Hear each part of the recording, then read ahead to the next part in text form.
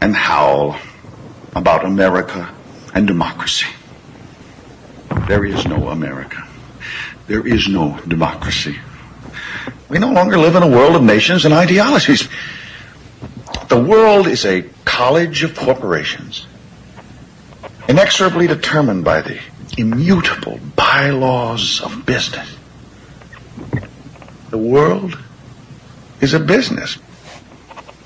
And I have chosen you to preach this evangel. For all my free market healthcare robbing, stock stealing, retirement fund fucking with niggas. Fuck you little credit card scamming, juke selling, liquor store robbing motherfuckers.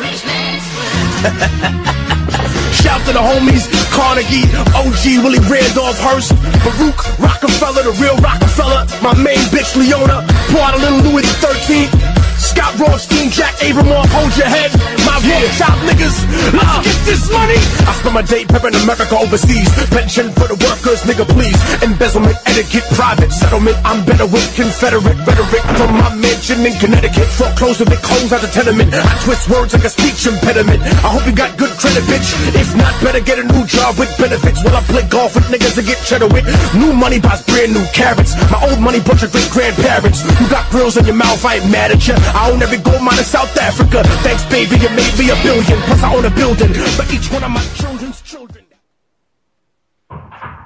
Welcome, everybody. This is UCY Radio. This is Voice of Rebellion Radio. It's that time of the week again. It is Sunday night. It is 9 o'clock Eastern, 6 Pacific time. This is the one and only host, Chris J., and the one and only co-host, Al Schwartz, here in the studio. How's it going? We are going to talk about, I think we never, out of probably, me and Al have probably done over 60, 70 shows together, probably, counting all the stuff we did at Stable Radio. And I've done, almost, I think this is actually, this one is the 90th, I think, I've done. Revolution Radio and Voice of Rebellion Radio combined. But it's like I never went that far in depth. I don't think I specialized the show towards Asia. And when I'm talking about Asia, I know the continent can be, Middle East is technically part of Asia. A lot of it, Egypt is technically part of the Middle East, but they're in North Africa. But a lot of the Middle East is technically Asia. But we're talking about the Far East Asia. We're talking about the Pacific. We're talking about Vietnam, Laos, Southeast Asia. We're talking about Korea. We're talking about China, Japan. We're talking about the TPP today. We're talking about a lot of stuff. Just a lot of misconceptions, a lot of historical blunders that are in the textbook about, that these half-truths, these lies that are put into textbooks. There's many of them, and there's just complete lies. I think it's a little bit fitting because, of course, in a couple of weeks, it'll be the 70th anniversary of one of the biggest events for Asia, and the whole world ended 70 years ago on September 2nd, 1945, was the official end to World War II. And the United States officially beat Japan. Germany had surrendered officially back in May earlier that year, but August, of course, Nagasaki and Hiroshima happened, and in September, the official end of the war on the 2nd, which actually was 6 years and a day after the official start of the war, back when Germany had invaded Poland. So I guess it's somewhat fitting that we do the show this week around this time, as we're getting towards the 70th anniversary of that. And there's a lot. It's getting heated in Asia, that's to say the least, with many different disputes, many different posturing over naval positions between China and Vietnam. China and Japan are also posturing at each other over disputed islands. And when we talk, there's actually technically two Chinas, but people, we call Taiwan, as most people in America know it, but the official name is the Republic of China. And then there's the People's Republic of China, or mainland China, as it's informally called, but the technical name is the People's Republic of China, and that's what everybody knows as China.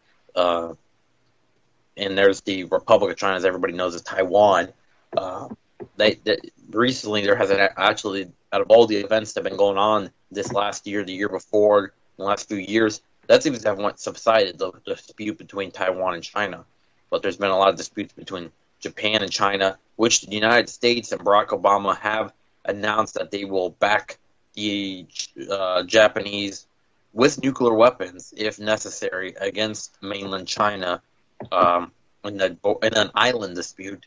And, of course, there's the TPP has passed through recently, United States, and they're trying to get Vietnam to sign it. However, they are backing out, it appears now at this point.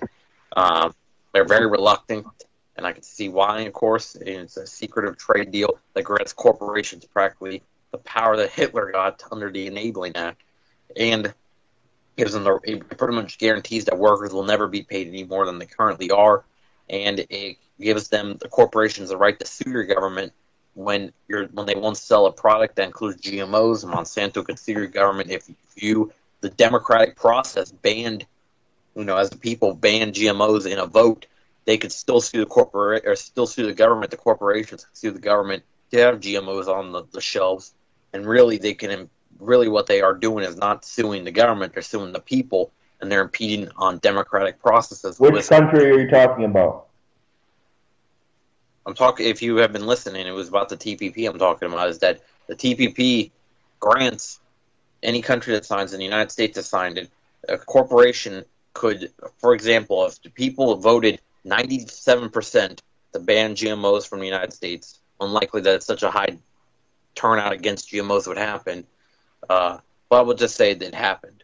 That if Monsanto gets pissed, they could sue the government, win the appeal, then there would still be GMOs, even though 97% of the country does not want them on the shelves, effectively impeding the democratic process of any country where this TPP is passed. And also, internet shows like us could easily be labeled, especially for calling for boycotts of Israel, several key things. They would say that we're a hate network and that we're spreading hate, and they would throw us off the internet and censor us.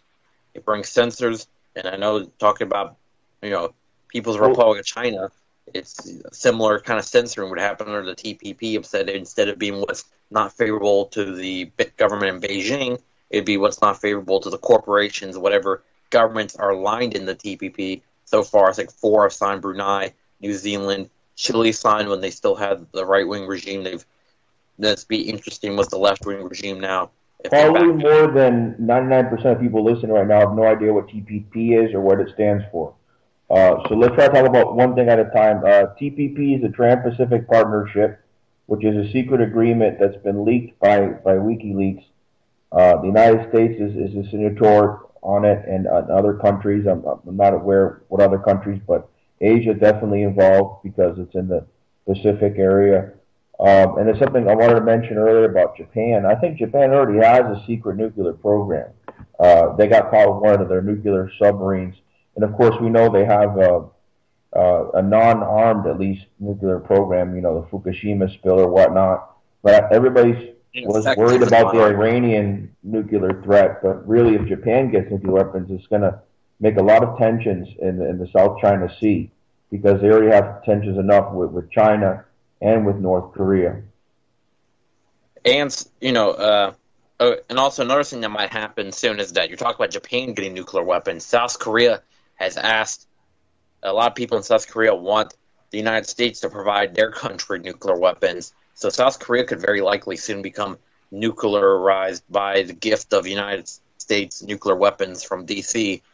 The only thing that would happen now is that now you have 4 nuclear powers possibly soon: Japan, South Korea, North Korea, China, all in a very close proximity of each other. It'd be probably the most tensest situation of, that many nuclear powers close to each other that we've seen yet. It would be Speaking very of the bad for Koreas, North Korea was bombed by the United States in the 1950s with more bombs used than during the entire Pacific Theater in World War II. And the United States never paid reparations for that either. So while the United States makes movies about assassinating Kim Jong-un of North Korea, there's no talk about the damage that the United States caused North Korea. Now, the Chinese came to the defense of the Koreans and were targeting the people being massacred by U.S. bombs. And therefore, the Koreas were split in two. Vietnam was split between North and South at one time as well, and South Vietnam was supposed to be a U.S. ally. You hear about the Tet Offensive in 1968, and it really shouldn't be called the Tet Offensive. It should be called the South Vietnamese Uprising, because it wasn't the North Vietnamese invading. It was the South Vietnamese, tired of the United States attacking them and controlling them, uprising. And as a result of that, South Korea was able to take advantage of the situation. I'm sorry, did I say North Korea was able to take advantage of the situation of the South uprising and wanting to unite with the other part of Vietnam?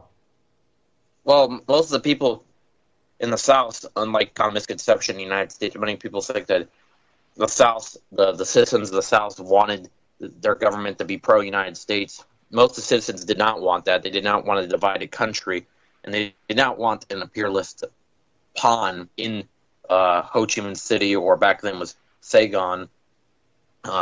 So they wanted, so they uprised, and the Viet Cong were, they were not a trained division by the NVA. They were pretty much just militias that were grown by people pissed off at the United States invasion of Vietnam, and they uprose during the Tet Offensive, and then they really put a psychological damage, even though that they technically militarily lost the United States at that point. It demoralized the whole war effort, and then, at home, the protests started, and eventually the people in the United States, partially, were the reason why the government decided to pull out of Vietnam when they did, and Nixon decided to pull the soldiers out, and then they officially left, actually, under Gerald Ford in 1975.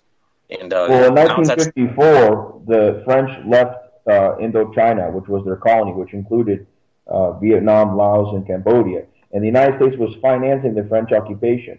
And almost immediately after the French left, the United States started plans to take Vietnam for themselves. And then later, under Nixon, attacked Laos and Cambodia, who were allied with Vietnam and had, left governments as well.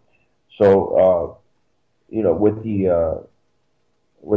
the time the early 1960s came, the United States was planning an invasion under Kennedy, which of course was escalated by Johnson. But the people in the region have been putting up with occupiers for some time.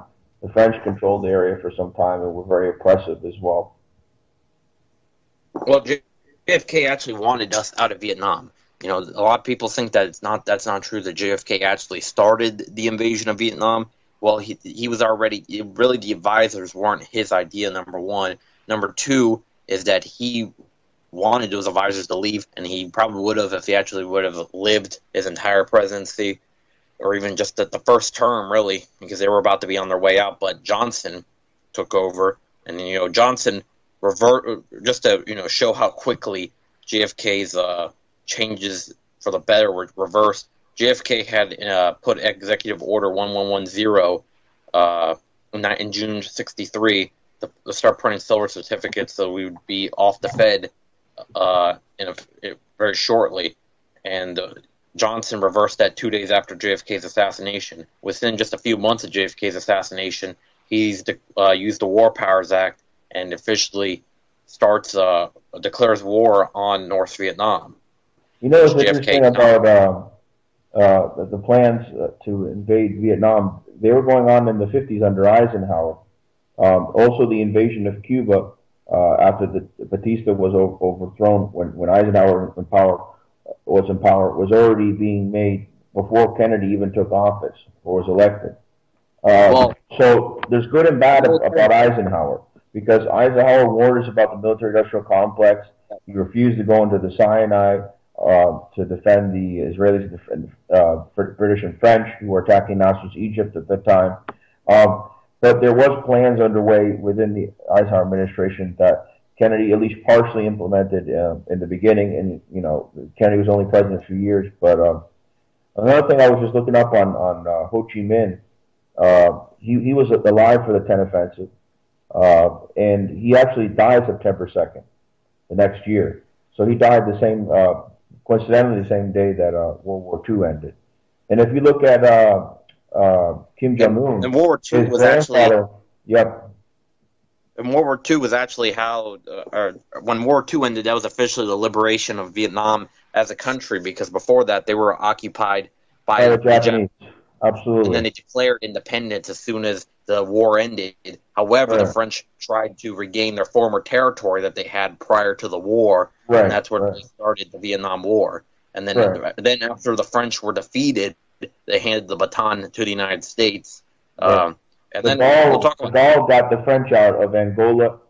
Out of Algeria and Vietnam, and the French Legion, ex-Nazis, were actually planning an assassination of de Gaulle for leaving those territories. But he was under a lot of pressure, and there was resistance in those countries as well, and pressure at home to leave those occupied nations that they had as colonies. The French didn't have as many colonies as the British, but certainly they split up different lands, including in the Middle East, like the French got Lebanon and the British got Syria, etc. You didn't realize that until very late practically into modern history as we know it, Africa was still occupied by many European powers. For example, Egypt did not get its independence until 1952. Libya did not get its independence until I think around 1949. I don't know the exact date, but I know it was around that time. The Italians controlled Libya, and then it went to a monarchy, and then Gaddafi took over. It was only, and the monarchy didn't even go past one generation, just King Idris I, and then after he was overthrown in a coup, a bloodless coup, I should make it clear. Gaddafi did not kill anybody during the coup. And it was a popular move too, but that's beside the point. Algeria was a French colony until 1958. Right. So North Africa has been recently practically liberated from European colonization. And during de Gaulle, Algeria was liberated, and they also pulled out of Vietnam 4 years before that in 1954. But what's funny about the Vietnam War is the funniest story is that it did not really, for Americans, it's only a kind of a short, it's a long period, but it's not nearly as long as how Vietnamese see it, because Vietnamese really the start of the war times went back to World War I when they were occupied by Japan back in 1941, I believe. And that went all the way, the French... Well, 1941, World War II was going on. Yeah, and the Vietnamese were invaded that year by Japan. But what I'm saying is that that war, is that they had a long period of war, because after that, then the French tried to, retake their former colony. Then the United States invaded.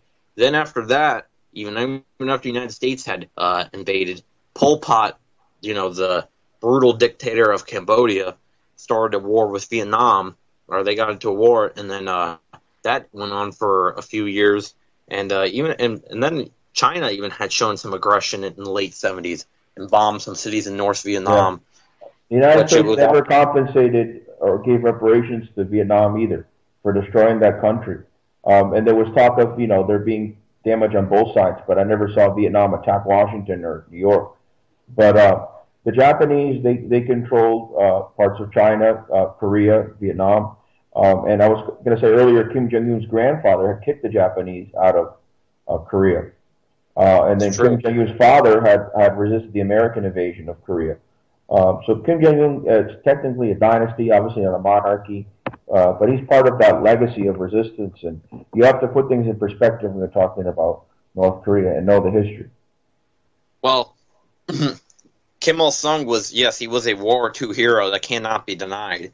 He fought against the Japanese occupation in Korea, which the South Koreans have tried to defame Kim Il-sung as saying that he's an imposter, even though there's quite substantial evidence that, yes, he actually did fight with there was no Korean army. He actually fought with the Soviet army in the World War II, and their resistance there against the Japanese.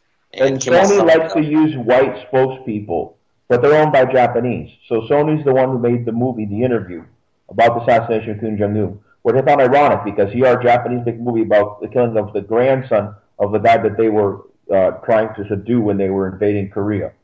And also, here's another funny thing, though, and I'm going to talk about this hidden thing, is that the most brutal dictator in Korea, no matter what perspective you come from, if you're using any common sense, would not be one of the North Korean dictators, not even Kim Jong-il, but it would be a South Korean dictator that was the dictator back in the 1970s of South Korea.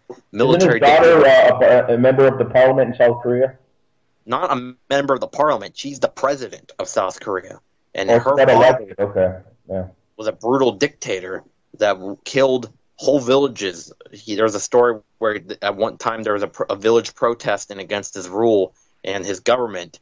These protesters against his government, in the middle of the night, black helicopters showed up and they all got massacred, entire village. And Pak Ju-lee was absolutely brutal. The cult of personality was horrible too. He had parades, that they all would have a big face of him made out of cards, that they all hold up or whatever. I mean, it's like they criticized North Korea for having these elaborate parades. Pak Ju-lee had elaborate parades too in his honor, and he was horrible. And also, here's another thing: he was a traitor because back in World War II, when he was young, he fought along with the Japanese. He was in the Japanese Imperial Army, supporting the Korean occupation by the Japanese that went on for 40 years, while Kim Il-sung had resisted it. And it's funny because Kim Il-sung and Pak Ju-lee would be, strong enemies in the 70s, including there was hostile incidences. I mean, there was actually, the United States fighters defending South Korea were killed, I think, a couple of them, in a little bit of a firefight that happened in 76, I believe. Operation Paul Bunyan, it was called, because it happened all over because of a tree that was disputed or something like that. Didn't your father serve in Korea? Yes, in the 80s he did. And there was actually a firefight in his time there. He wasn't at the border that day, but he saw it go on from back in Seoul, I believe. And there no Americans were killed in that firefight. This is back in '84, but there were a couple North Korean fighters killed, and there was a Russian tour guide in quotations in North Korea, but the truth was he was a spy for the United States actually, and he was trying to defect to South Korea.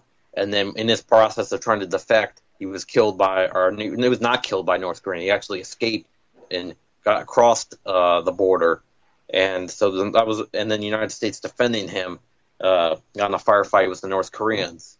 Of course, my dad doesn't have a pro military stance like you'd think, that because he served in almost some people could consider a combat area, but he's actually kind of similar to me.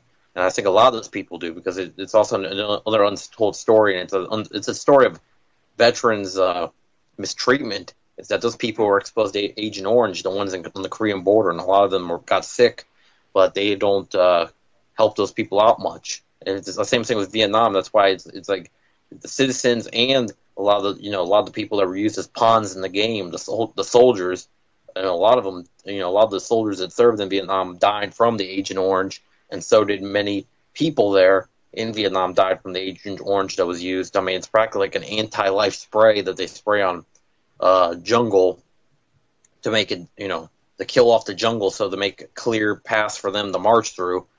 But it's another, it's an untold, that's another thing that's, it was really just the whole Vietnam invasion, from how they treated the veterans later to how it was based on lies, to what they did to those Vietnamese people. 600,000 were killed. So many more were born with deformities because of the Agent Orange they sprayed on them.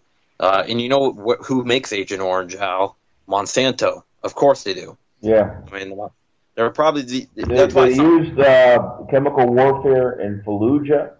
We're talking recent history here in Iraq. So the effects of the children, and to this day, in parts of Japan and parts of Vietnam, and of course in Iraq, are being born that way because of the chemical warfare used on them. So a lot of people says, well, the United States has used nuclear weapons since World War II, but these weapons had more chemicals than even the nuclear. And as I said earlier, North Korea alone, which is a small country, the entire bombing campaign in the Pacific Theater in World War II, doesn't amount to how many bombs were used on North Korea. So, the people in Southeast Asia have suffered tremendously throughout the years of U.S. imperialism, and they're still suffering the consequences of that. And, I believe France had paid reparations to countries, but, you don't hear about the United States paying reparations to countries. As a matter of fact, Germany didn't pay reparations to countries that it should have. They had the peace conference, and they forgave reparations because they didn't want another Treaty of Versailles, which brought about the rise of the Nazis. But I think they should have paid something. And, just the debt that Germany has with Greece for destroying that beautiful country is more than the debt that Greece has with Germany. And, what's worse, accepting a loan or destroying a country? But according to German logic, that it's worse to accept a loan and that they're not going to pay reparations and that the Greeks should still have to pay up. So it's ridiculous. And we see now economic wars instead of, full-blown land invasions. But it's still a way to subdue, weaker nations, Well, yeah, they did worse to Vietnam than just destroy that country and not pay reparations. Remember what they did until 1995. Yeah, they had an embargo on that country, just as oppressive as they did to Cuba, that they still haven't lifted formally. They did to India Vietnam. wanted to bring water buffalo to Vietnam because that's how they survived. The United States killed off all their water buffalo, and India offered up just to bring 100 water buffalo to help out their Vietnamese brothers. And the United States tried to block that in the UN as part of the continual economic war or embargo against Vietnam. So it wasn't just the United States left Vietnam that everything was okay. That country that had been destroyed, they tried to continue to subdue them as a way of revenge for having kicked out the United States from Vietnam. And public pressure at home as well, compelled Nixon of all people to withdraw from Vietnam.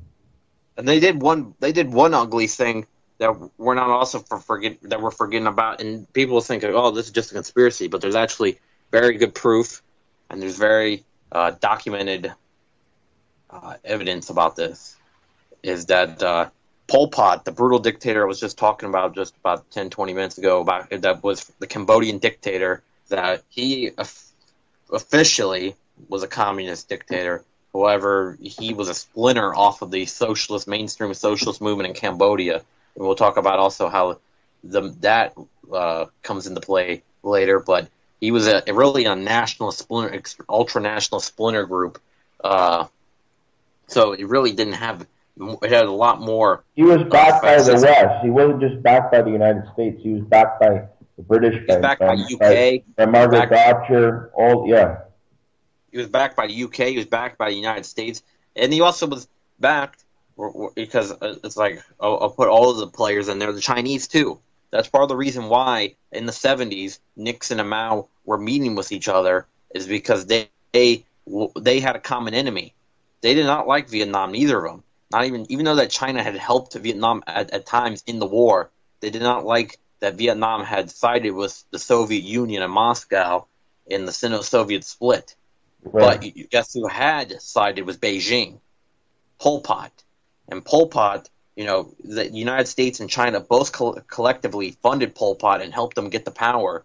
And he took power. And this guy was, I really think that if you wanted to make the case that there's been a dictator in the 20th century that was more brutal than Adolf Hitler, I would only give you two, or I'll give you three choices possibly. And because you can justify Stalin, Mao, and this guy Pol Pot. Pol Pot was this guy killed off anybody that was any bit of a threat to his regime. He had killing fields. Killing Fields is a must-see movie where you see what the Cambodians went through. Yeah. He also, there's just rooms of skulls of the victims of this. He killed people with glasses even. I heard he killed about 3/4 of the Cambodian population. He killed at least, looks like a third of his population. There were only like 7 million people in Cambodia, and it looks like he killed at least 2 million of them. I thought it was higher than that, but that's still a very substantial amount. And it was over a relatively short amount of time. It was over 2 years only. That's it. I think it was 2 years. It was between 76 and 78. Killing 1 million people per year. That's just unbelievable in a small country. he was killing people, and this was in a tiny country. He was killing people at a quicker rate that would actually be more like a comparable rate to the amount that were dying in Europe during the Holocaust. Yeah. So, Pol Pot was equally as brutal as Hitler, and And really, Europe was it was a huge area we're talking about. We're talking about a little Cambodia here. yeah. And also, another thing about it should be mentioned is that some places probably lost only 10%, but there are probably some places that were almost completely killed off. I mean, their city, they said, started to turn like a ghost town because so many people were being killed off. So Cambodia also, it should be mentioned is that their ideology was really, when you look at it, it was communist by formally. However, by what they really stood for and what the supporters of there wasn't even really that many regular people that supported it. It was more like a few Cambodian elite at that time. There's a lot of revisionist history, Chris. Not just when it comes to the role of the U.S. It was a fascistic movement, really. Foreign policy in Cambodia and all those nations. There's a revisionist history when it comes to their own history. Recently, I heard about the number of slavery museums there in the United States. You know how many slavery museums there are in the entire United States? I'm going to guess 12. I don't know. I'll tell you this. There's 35,000 museums that exist in the entire United States. And there's only one slavery museum in the entire United States. Where's it even located at? That's a funny thing, I don't even know. I just put up an article out of by the Washington Post. I haven't had a chance to look at it. There's only one. Now, Holocaust museums and museums for, like, maybe even the Armenian genocide, I'm sure there's multiples. I bet there's multiple Armenian genocide museums. And the thing is about the Armenian genocide... And that was in another country that has no link to us. There's very few Armenians in the United States. I mean, there's a lot of Jews, but there's very few Armenians. So the slavery museum is only one. So that's why a lot of people put up with, in the state houses, the Confederate flag being waved there, because a lot of people are ignoring the history of slavery and how that's related to it. I got to say this, is that the Confederate flag belong in a museum. And people have a right to have them in their homes. But in the state house, that's just a symbol of oppression to the blacks that live in those states. So we have to recognize our own history and our own role in history.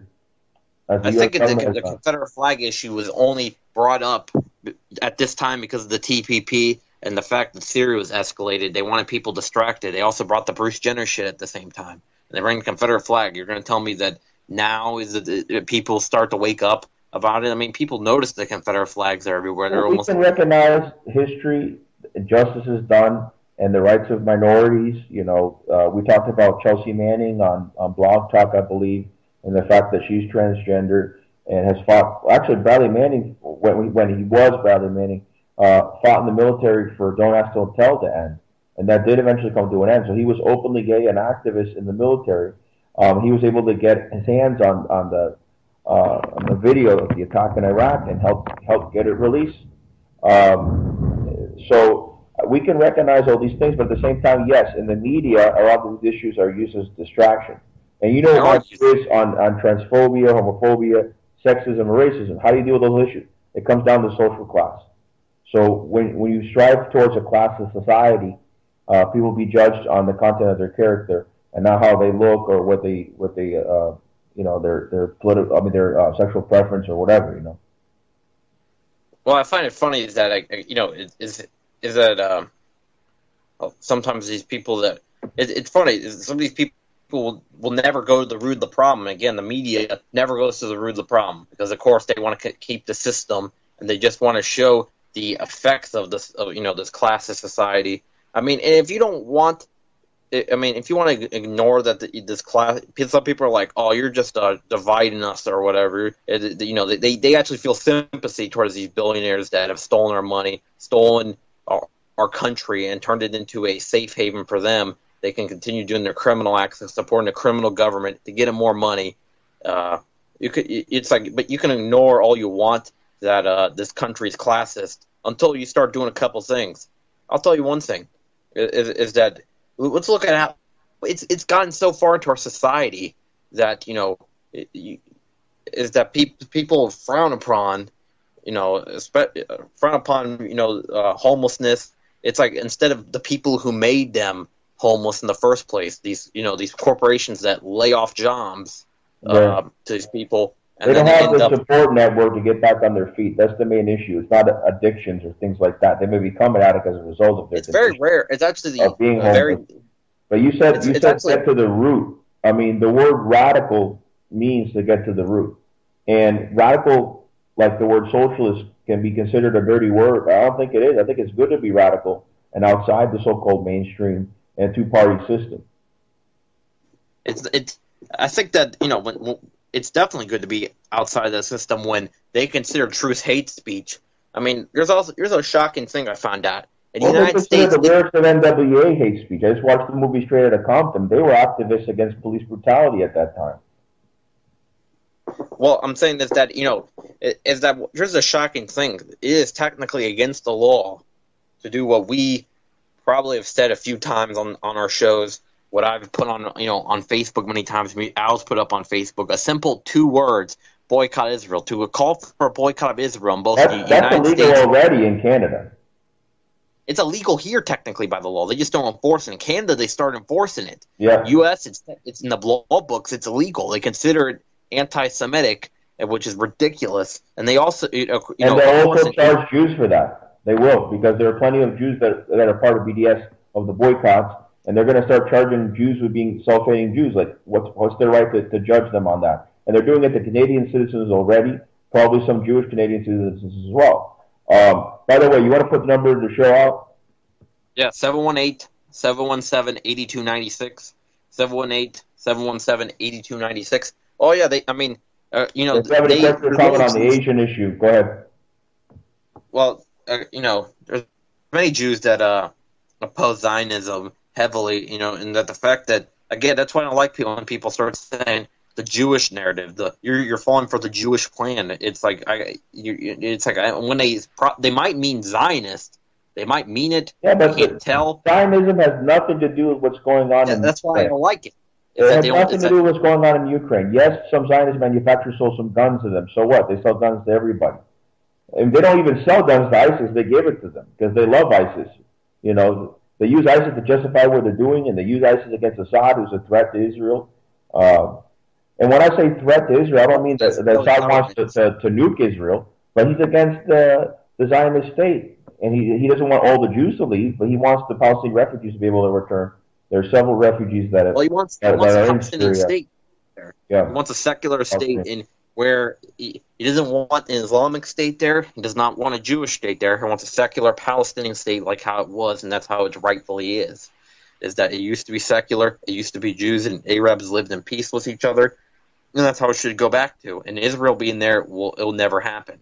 There will never be peace again as long as Israel is there. And also, here's another thing to point out. It's partially because these people it's an invasion that practically happened there. I know we're getting off topic, but I like to mention is that these people are from Europe mostly, these Israelis. Again, it's like Nasser said, Israel will never be in peace because the Jews in Israel left black and came back white. And he made a point there. The rightful Jews that, from the Bible, a lot of them look more Ethiopian than one of the white Jews that you see. And those people are from Europe, Khazaria. There used to be a big empire in Eastern Europe. Well, Khazars were in modern-day Turkey. So technically that's not Europe, although part of Turkey is in Europe, like Western Istanbul. Yes, it actually is. Actually, Turkey is the only country, I guess, or just to throw out a little factoid, Turkey is the only Asian country that has part of its country in Europe. Russia it's technically Asia Minor, yeah. But, like Russia is a European country because the capital is in European Russia. But Siberia is very Asian. A lot of the people in Siberia look Asian. Actually, they end up looking just like Japanese or something. When you get by Vladivostok, and when you really get close to Japan, there's a part that's actually pretty close to Japan. And I guess since we're talking about Asia, we could throw in Russia in there as well because they do have I want to mention something as I saw that the United States is trying to manufacture a face of our false disunity. They're trying to bring separatism into Russia, and they really think that they're going to succeed is absurd because very few Siberians actually support this. But they want to support the very few Siberian nationalists. There's a small The splinter. Chechens would not be still resisting Russia if it wasn't for U.S. support. So the fact that two boys that were half Chechen were behind the Boston bombings, I don't want to get too much into that, but it's kind of ironic, that accusation, right? Because the United States have been supporting Chechnya for a long time.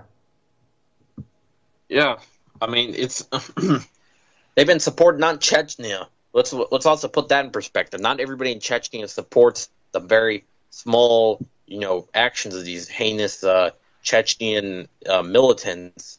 But a lot of Chechens believe that, because Chechnya was part of the Soviet Union. There's Chechens in Syria right now that joined up with ISIS. You know that. Yeah, there's a few Chechens that what the United States is supporting is the Chechen Islamist uprising. That's what they're supporting. They're not supporting the independence of that country. They're just supporting Islamist uprising to bring false separatism to the Russian country. And they're also doing it in Siberia now. They want, there's a few Siberians that believe Siberia should be separate from the rest of Russia. But it's very small numbers. But the United States looks like it's going to appear to start funding these people. And they're going to, the last time Siberian nationalism actually was really any bit prevalent was back in the Russian Civil War. I think it was partially because of old disorder. They just wanted to leave it. And there was some Siberian Siberian nationalism. When the Tsar was executed, it happened in Siberia.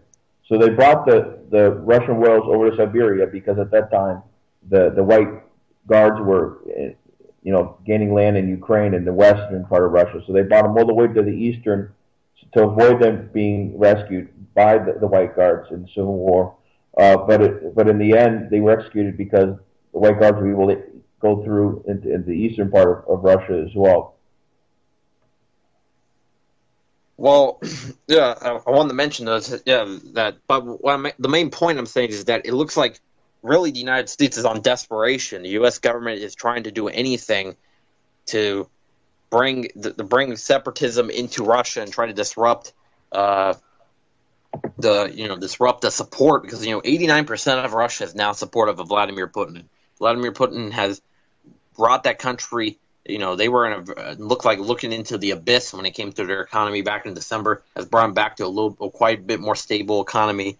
They're still suffering somewhat of a recession, but it seems like they're moving out of the recession caused by the sanctions. It looks like it was very temporary. The sanctions didn't work against Russia.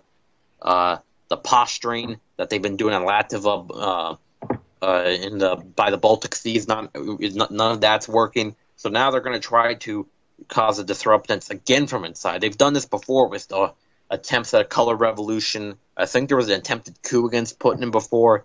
There's even a ex-CIA person that said that that Putin should be dealt with by putting a bullet in the back of his head. I mean, I think that's in one of their plans probably with the United States government. Well, I think even worse than death threats is comparing him to Hitler. That's really an insult, especially if you consider what his family went through, what the nation of Russia went through. They survived the siege of Leningrad, his family. Right. So, and part of it's anger for giving asylum to Snowden and for having to find a peace deal in Syria, in great part thanks to Russia. So there's been a lot of resentment building up from that against Russia, and also daring to support rebels in eastern Ukraine. But what else were they supposed to do? Or accepting the referendum in Crimea that they were going to make sanctions. I never thought I'd see the day, when there's sanctions against another nuclear power or a nation like Russia. I mean, I don't even remember in the Cold War, or having read on the Cold War, there being sanctions against Russia. When there were sanctions or embargoes against Russia, it was right after the Civil War when Russia was weak. But when the Soviet Union was around, there wasn't even sanctions. So, these sanctions, even if they're minor sanctions, they have a lot of symbolic meaning behind them, which is a very scary scenario. The problems you see now with Putin. It's pretty funny because it's the United States trying to. The government in D.C. must literally have an ego so strong that they actually believe that they are more powerful than Russia.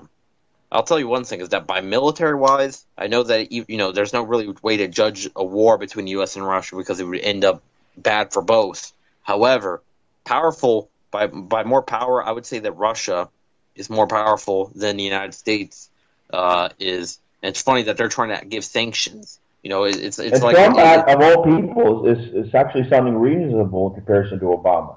he said he would make good relations with Putin. I don't think Yes, it would be hard to make good relations with Putin. It's the United States that's instigating Russia and supporting these fascists in Western Ukraine.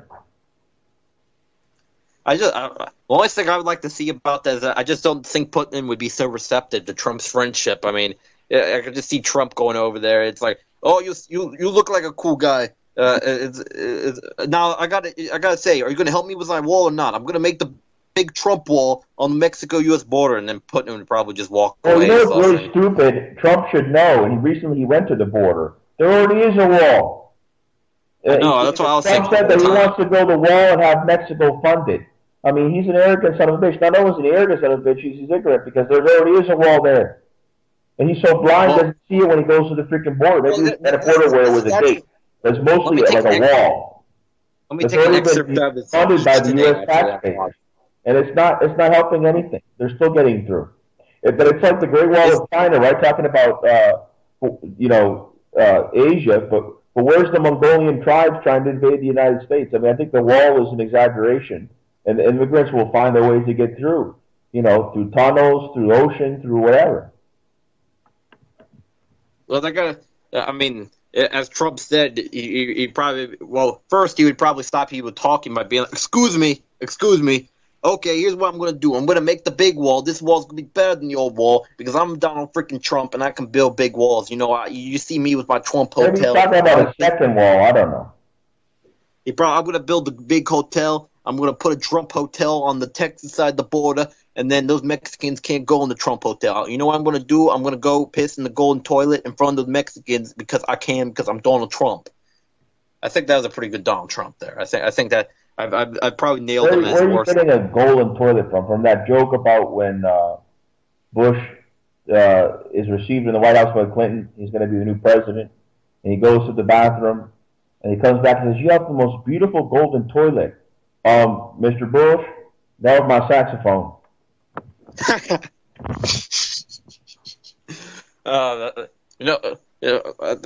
think one of the best. Well, they both got southern accents. Let me see if I can get Arkansas and Texas down. Let me try it again. Hey, you got the most beautiful golden toilet. Mr. Bush, that's my saxophone. That was actually a pretty good Texas accent. I mean, I think I do the Trump. I exaggerate, how silly his voice sounds. But you know what I gotta say? I gotta give credit to Trump on one thing is that at least, he's. I hope that I don't want him to be president because I think that he's just another one of them. It's just the same as Jeb Bush or anything becoming president. However, I hope that one thing that happens is that the political correct bullshit where you can't say anything in the United States that's against the status quo might come to an end after Donald Trump. That's always a good thing I got to say about him is that at least he's breaking that. Hey, you know what I don't get? This is what I don't get. When Jesse Ventura was on Alex Jones' show, he was defending the Mexicans because Jones was saying, my wife knows Spanish and she heard on the radio that they were going to come invade us and take back and remember the Alamo and all this bullshit. And then Jesse Ventura was like, look, Mexicans have better laws than us. I live half the year in Mexico. I have property there. He was giving all these examples, So look, here comes Trump on his show. I'll be fair. This was before Trump announced he was going to run. I think he announced in July. This was in June.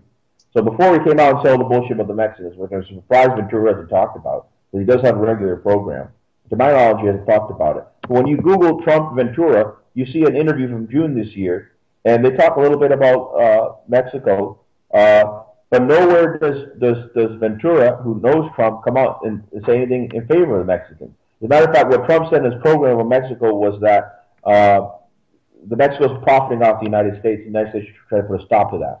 And Ventura could have called Trump out on that. Instead he said that's interesting, and then changed the topic to something else. But Ventura needs to come out strong on what Trump's saying, especially if he likes Mexicans and lives half the year in Mexico. And if Ventura is considering running with libertarians, which you mentioned on the program with Trump, hopefully he'll speak out against Trump if he's still in the race then. And also, he needs to back off on his support for Bernie Sanders because Bernie Sanders Ventura's support for Bernie Sanders, obviously, because of his stance on foreign policy and stuff like that. So hopefully Ventura can clarify those things. If he does, and he does run, I will support him.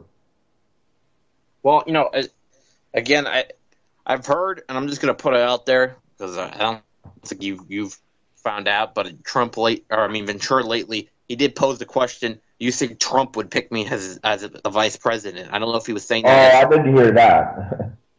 I don't think he but here's what my dad said a funny point about that. It's like, yeah, those two can't work together. Trump would say something stupid and Ventura would put him in a headlock like he used to do. And he would say, you're fired. You can't fire me as vice president. You can't impeach me. No, I can just imagine Trump's reaction. Let me go, you loser. I'm going to fire you as vice president. You're fired. It's like, who are you going to pick that's more popular than me? You're going to end up, I mean, who's going to really be, if Trump even made it to the nomination, I mean, who would, who would even agree to be his vice president? Sarah Palin or something? Actually, I could see that happen. I could see Palin Trump or something like that. I know about international politics. I can see Russia from my house. What they got to do with another? Did you see Russia from your helicopter when you were shooting at animals? And they had a fake French-Canadian guy call in and claim to be Sarkozy, and she believed every line he said, even though he was obviously making fun of her. That's how dumb she is. I'm saying McCain found the most dumbest woman possible to be the VP. I guess because she was Republican, she's a woman, that was enough. And she got impeached after that as governor of Alaska for abuse of power. And instead of being disgraced, she had a reality TV show and people talking about her getting in politics again. It's just ridiculous. Celebrity around her.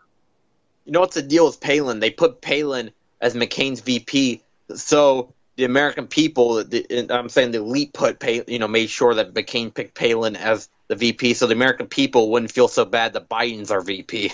I mean, I think it's also because Obama is a minority, right? A so-called minority. So they wanted a woman in there on the other side, but they really picked the wrong woman. They really destroyed things for McCain. All the stupid things. Well, you have to realize it's not Republican versus Democrat or anything. It's both. It's a show election, really, because they're both going to do the same thing. It's the Republican Democrat machine, versus the third parties that get 1 or 2% that they suppress. Don't even allow them into the debates.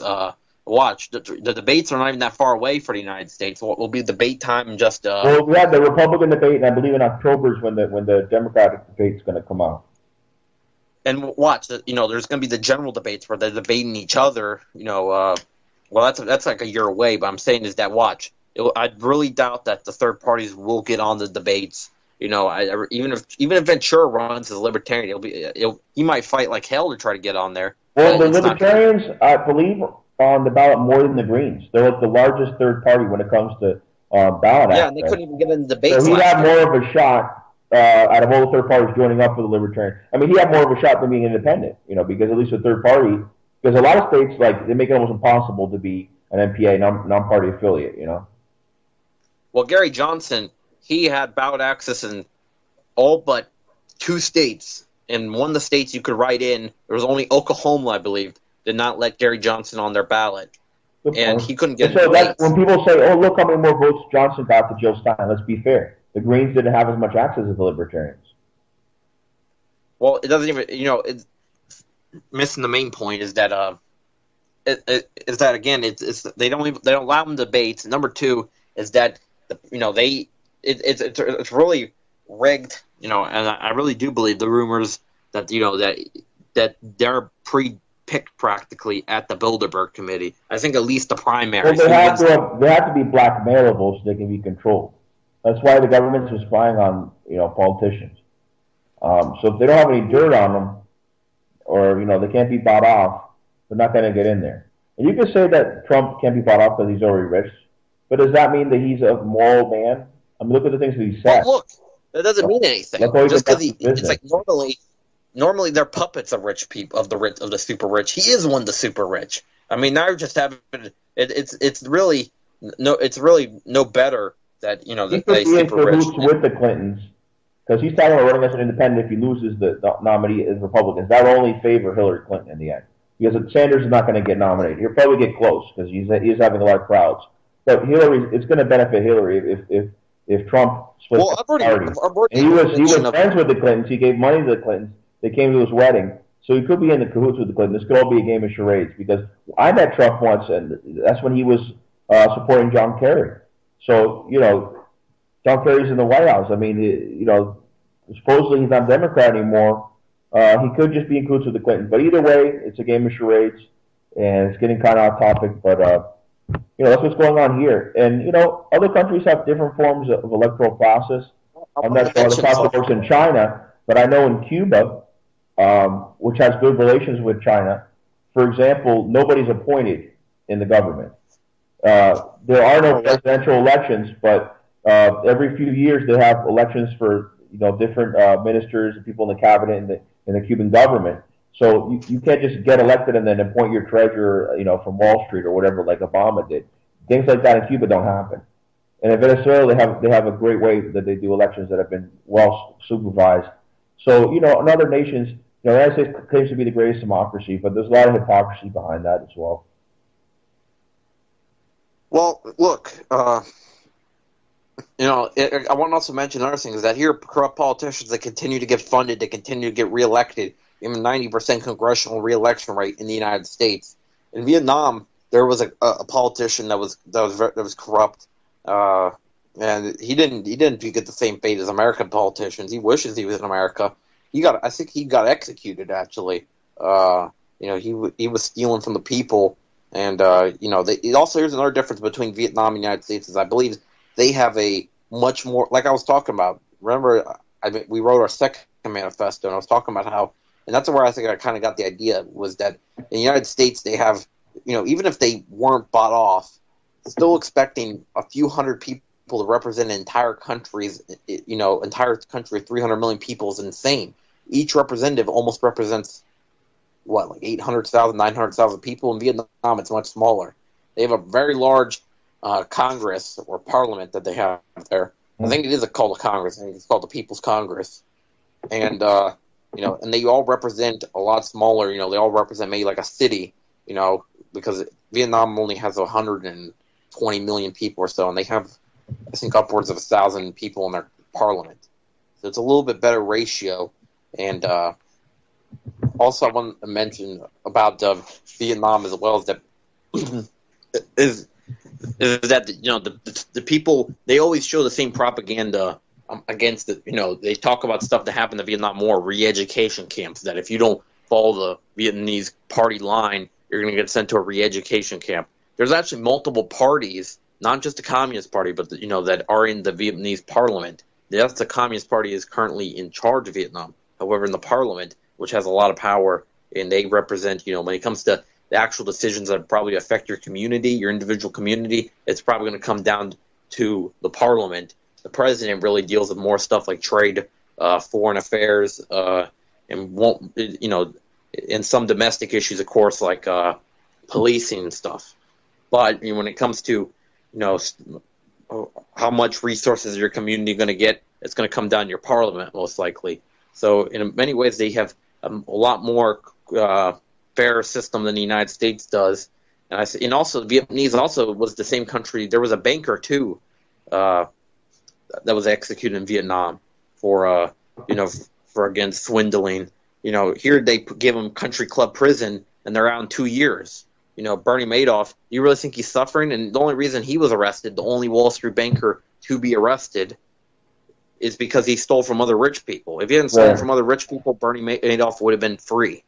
But that's the only reason that he, that he went and spent any jail time. In Vietnam, that banker that was stealing from the people, executed. And yes, I know that the death penalty is an extreme penalty, but I'm just saying is that they at least got, some punishment. Well, in Singapore, there is virtually no drugs because you get a death penalty for drug dealing.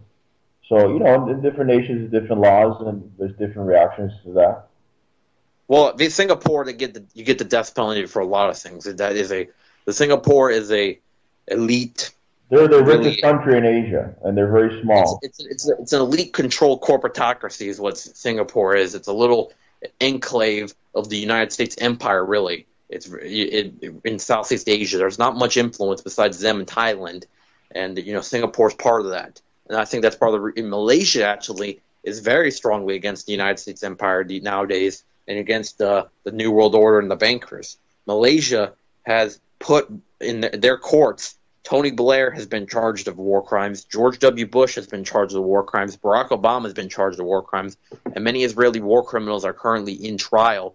Actually, they were put in trial, I think, last year And then, so also Malaysia, wants to join BRICS, which is kind of like is becoming the alternative to the IMF, the World Bank, and a much more fair alternative that actually, rather than the IMF and all these World Bank, they all are collaborators for the New World Order. They do not honor countries' diversity and sovereignty. They virtue unity in a bad way, unity of under oppression.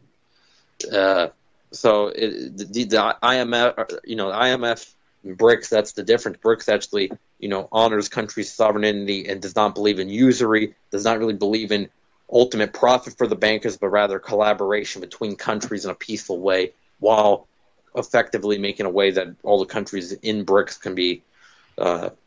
can get the best use of the money in the pool. And Malaysia wants to join that. I think BRICS should be. I need to explain what BRICS is in full detail like that, because it is becoming a very big world event that BRICS is coming to the scene, and also it's a very big event that is affecting the Far East a lot, because China is in the BRICS. There's also India's in BRICS. However, it looks like it's very unstable, their position in BRICS, because of the current ultra-nationalist government that has taken over in New Delhi. Again, I'm going to put out the callers because I realize we reached the hour mark, and nobody's called in yet, which is weird because the last two shows, well, it wasn't really for the better, but we did have a lot of callers. Well, maybe people don't like to talk about Asia. I don't know. 718-717-8296, 718-717-8296. Well, Malaysia, they stand very firmly with the Palestinian people. I mean, they're, even though they're a small third world country in Southeast Asia, they stick to their guns and they want to put the Israelis on war crimes trial. And again, I'm not going to say that I know what happened. I'm not going to. The UK is going to put Netanyahu in international court when he arrives there. It looks like they have a huge petition on that. He might have to cancel his trip there. It wouldn't be the first time that heads of state have canceled trips to avoid arrest warrants, including Bush. But what I'm going to say, though, about Malaysia is that I just find it odd that two of their planes, one gets downed by West Ukraine, that is an ally of Israel, and another one disappears out in the middle of the Indian Ocean. I'm just going to say it seems a little bit weird with all the stuff that they were involved with, that their planes, again, you think before the World Wars, used to be boats got targeted. Now it might be planes are getting targeted as well. Well, not only Malaysia has had problems with the West. Look at Indonesia. Indonesia. Indonesia is. Yeah. Well, I wanted to mention, Indonesia used to have a United States-funded dictator that used to be in charge. It was Suharto. Suharto was actually a moderate. Suharto was a fascist dictator. Suharto was a progressive, but Suharto was a reactionary supported by the West. Yeah. And a fascist, anti-communist dictator. This fascist dictator was in charge for a long time, and I think he was all the way until like the 90s. He was in charge of Indonesia. They didn't want the domino effect after Vietnam to reach Indonesia and those nations. I mean, they funded a few fascist dictators in the past in that region, the Philippines, which is also technically part of the Southeast Asian area. Ferdinand Marcos was funded by the United States government, and he was all the way up into the 80s. In the Philippines? Yeah, in the Philippines. And there was a, and also you can also argue Spanish colony before that. Yeah. They were Spanish colony, then they were controlled by the United States, and then, then later they had and colonialism by the United States by putting that fascist dictator Marcos in. They really haven't really enjoyed that much time of any bit of independence, the Philippines. I mean, it's been a rough going in the 20th century, going down into the 21st century for the Philippines.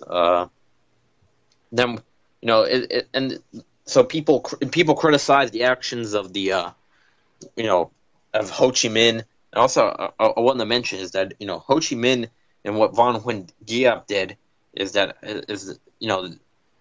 they really inspired peasants, the third world around the world of what can be done when the people really unite. It was really a David versus Goliath story when you think about it. And Ho Chi Minh did not do the atrocities that, people try to say that, that he was responsible for most of the Vietnamese deaths in the war, or a big portion of them. But it's ridiculous because the United States was doing napalm bombing, or napalm attacks. There's that famous photo, of course, of that little girl that's being burnt alive by that napalm. She's running away, and she's actually she's been interviewed lately. That the infamous photo. That's just happened all the time. I think it's a good movie about Vietnam, but they make light of things like napalm. Remember that line? He says, "I love the smell of napalm in the morning." Well, napalm is not like coffee. I mean, that guy wasn't insane. They portrayed him as he was insane. But yeah, that's napalm is not like having a coffee or a bitter smell in the morning. It's a very destructive chemical that they use a tremendous amount in Vietnam. Well, this is how vile that napalm stuff is. It's pretty much like soap. It's sticky like soap, and it's so flammable. So when they drop it, it ignites, and it's like a sticky fire practically that gets on everything and burns everything down. It's a cruel thing, and that's why it is. Those are war crimes right there. Agent Orange is war crimes. Multiple war crimes were committed in Vietnam, and nobody was charged internationally. Now, and it's funny that we mentioned Russia earlier, and this ties in. Somebody in the Russian government now said that they wanted to make a tribunal about, that's going to send some people. I guess there might be some people still alive that were connected. I don't know. They'd be like 100, any generals or anything, of war crimes. I guess at least they're going to open up, make some retroactive things. I don't know exactly how this is going to work. But officially charging the United States government of war crimes during Vietnam. Let's also not forget about Henry Kissinger's role, who's still alive, so he could be sent definitely for war crimes, even and spend the last few years of his miserable existence in a prison. But he ordered the bombing of North Vietnam, which was illegal. He also in a very highly populated areas, and he ordered sarin gas. That was another giant war crime that was used. Was done against the Vietnamese people. It's really surprising with all these violations of internationally accepted standards. And with Vietnam's very unconventional, very primitive tactics of fighting, they were still able to win the war. It's partially partially the anti-imperialist front. There was the fighters of Vietnam, but there were partially also the protesters back at home were partially responsible. It's actually a time where, when people say protesting doesn't do anything, in the 70s it did. Because if it wasn't for those protesters, the government would have had no pressure. Well, in the 60s as well, but in the beginning, when the first part of the U.S. Intervention was in Vietnam was taking place in the early 60s, there was hardly any protests at all, hardly any talk about it in the media. But by the late 60s, with the draft and all the American deaths, then there was more uproar about it. And a lot of the people that took part in the protests in Vietnam were helping to show occupiers during the Occupy movement tactics of nonviolence, because this was resistance predominantly nonviolent at the time to pressure the government. And you even had celebrities like Jane Fonda, who went to North Vietnam and met with... Well, it's ironic when Jane Fonda, of all the things that she married an elite. No, I know. She stopped her activism after a while, which is unfortunate. She sold out practically. I mean, it's almost like when...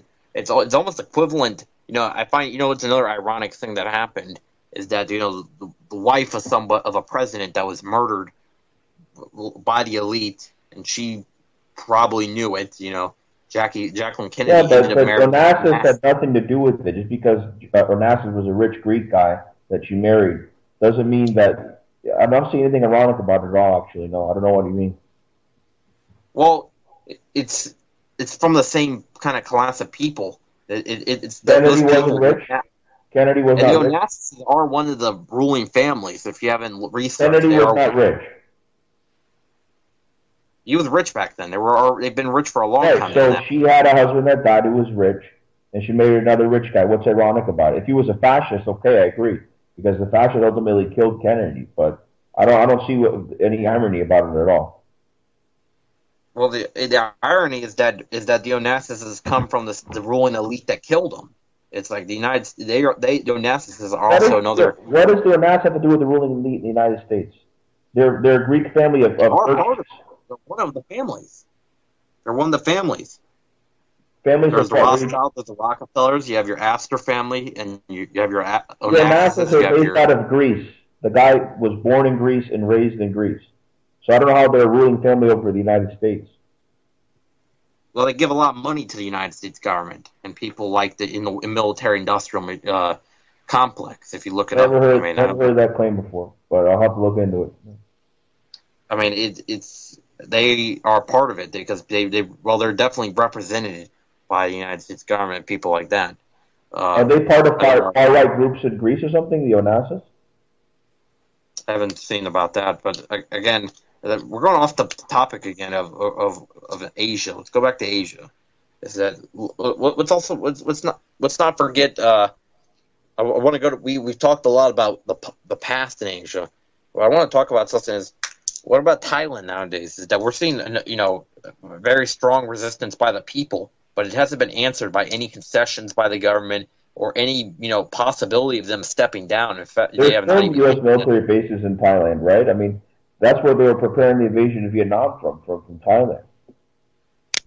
Well, yeah, Thailand was when soldiers went to R&R, to go to take a break. That's where they would go. A lot of times they would go to the Thailand. That is kind of like the Kuwait. You know how Kuwait was where they launched the Iraq War from. Is how Thailand was of that war. And Thailand, nowadays the people are very strongly against U.S. supported government in Thailand, and they've even taken up tactics from the Hunger Games. There's actually they've been seen using the Hunger Games fist in Thailand against that government, and it's actually very fitting because the Thailand government makes these people live in poverty, extreme poverty, and they made conditions where. People think that, I don't know, it's like Americans almost think that those women in Thailand prostitute themselves because they like that job. It's because there's no many jobs for anybody really there. And that's why it became a sex tourist spot where often underage prostitutes are taken advantage of by Western tourists. It's a very tragic situation of what happened in Thailand after the war. And, now finally the people seem to be upset, but in the protests have continued. It's been kept silent, too, by the United States media. You don't hear any mentions of it.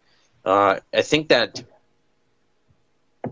United States, again, it's like the Bahrain protests, is because they're protest against the government that they're allied with. They're going to keep it silent. Of course, Bahrain government gives... Hasn't the bombing campaign against Yemen ceased? What?